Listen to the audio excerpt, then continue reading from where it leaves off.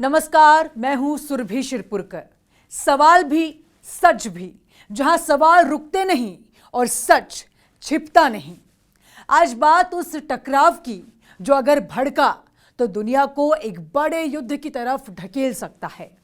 America बनाम Iran, Trump बनाम Khamenei, और दांव पर सिर्फ एक समझौता नहीं बल्कि परमाणु हथियार, मिडिल ईस्ट की स्थिरता और पूरी दुनिया की सुरक्षा है।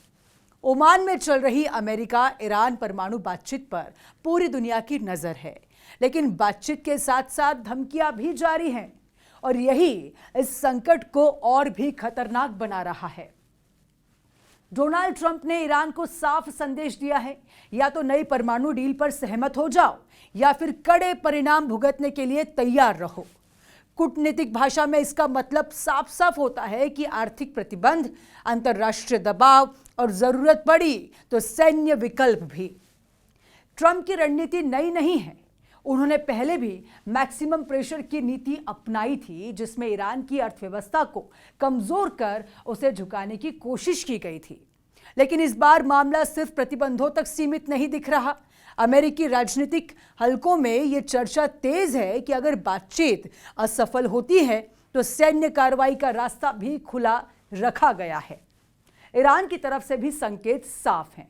Supreme leader Ayatollah Ali Khamenei ने चेतावनी दी है कि अगर अमेरिका ने हमला किया तो यह सिर्फ दो देशों के बीच का युद्ध नहीं रहेगा, बल्कि पूरा मिडिल ईस्ट एक बड़े क्षेत्रीय संघर्ष में बदल सकता है। पैच है यहां पर।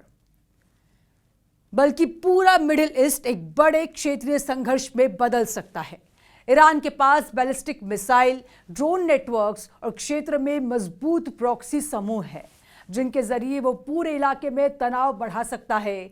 खामेनेई का कहना है कि ईरान युद्ध नहीं चाहता, लेकिन अगर उस पर हमला हुआ तो जवाब बेहद सख्त और खतरनाक होगा।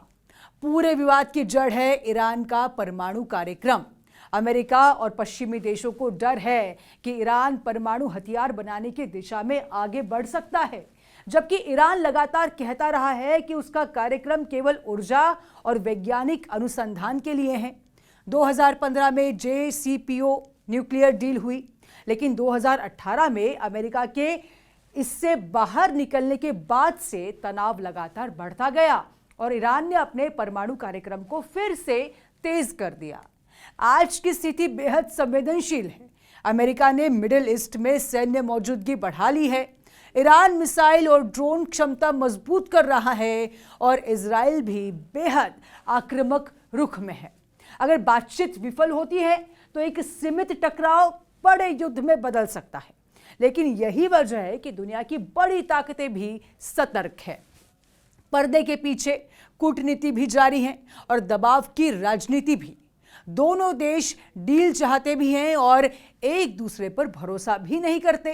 यही अविश्वास इस संकट की सबसे बड़ी वजह है। अगर युद्ध हुआ तो असर सिर्फ मिडिल ईस्ट तक सीमित नहीं रहेगा।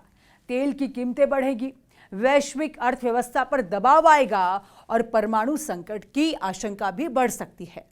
भारत जैसे देशों पर इसका सीधा असर पड़ेगा और यही वजह है कि दुनिया इस टकराव को टालने की कोशिश कर रही है। अब सबसे बड़ा सवाल भी यही है, क्या ट्रंप सच में सैन्य कार्रवाई करेंगे या फिर सिर्फ दबाव की रणनीति है? क्या खामेनेई झुकेंगे या फिर टकराव का रास्ता चुनेंगे? और क्या दुनिया एक नए बड़े युद्ध की तरफ बढ़ रही है या कूटनीति आखिरी वक्त पर इस संकट को रोक लेगी? इस वक्त न पूरी शांति है न खुला युद्ध।